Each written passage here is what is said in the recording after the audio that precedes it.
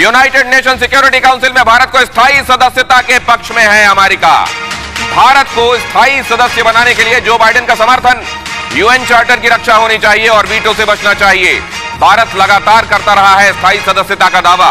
Veto power, चीन भारत की सदस्यता पर डालता है अड़ंगा। चीन वीटो पावर विल्ड करता है और भारत की सदस्यता पर अड़ंगा डालता है। ये जो यूनाइटेड नेशंस के 6 अहम अंग हैं, उनमें से एक यूनाइटेड नेशन सिक्योरिटी काउंसिल भी है। और यूनाइटेड नेशन सिक्योरिटी काउंसिल, जैसा कि अभी प्रोफेसर कपिल कुमार कह रहे थे कि ये वो महत्वपूर्ण देश थे जिनको परमानेंट मेंबर बनाकर यह सोचा गया था कि इससे विश्व में स्थायी शांति होगी।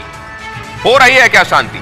इस पर चर्चा करेंगे और आपको यह दिखाते हैं कि वहां इन परमानेंट मेंबर्स के साथ साथ जो अस्थायी मेंबर्स होते हैं, 10 मेंबर्स एक्चुअली होते हैं ये, जिनको हर साल 5 नए मेंबर्स को चुना जाता है।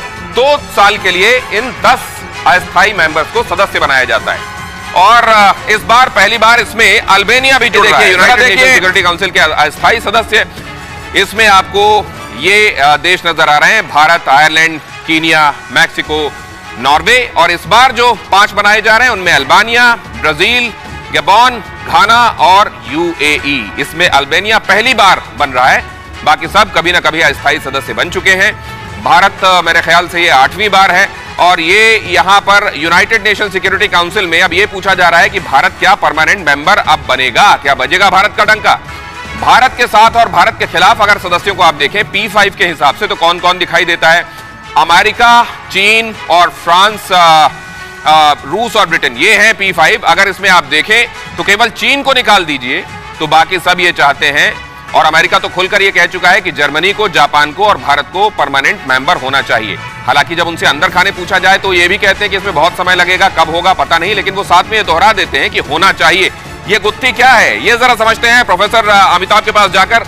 और ये भी आपको बताता चलूं कि अभी जब भारत के विदेश मंत्री से ये सवाल अमेरिका में किया गया तो उन्होंने ये कहा कि अगर हमको परमानेंट मेंबर नहीं बनाया जाता तो इसमें हमारा नुकसान तो है ही, लेकिन ये जो ग्लोबल बॉडी आपने बनाई है यूनाइटेड नेशंस, इसको ज्यादा बड़ा नुकसान है। प्रोफेसर अमिताभ।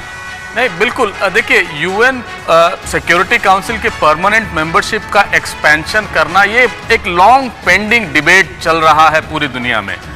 भारत इसका सबसे इंपॉर्टेंट क्लेमेंट है। इसमें 2 ग्रुप हैं, एक है P4 और जो दूसरे कहते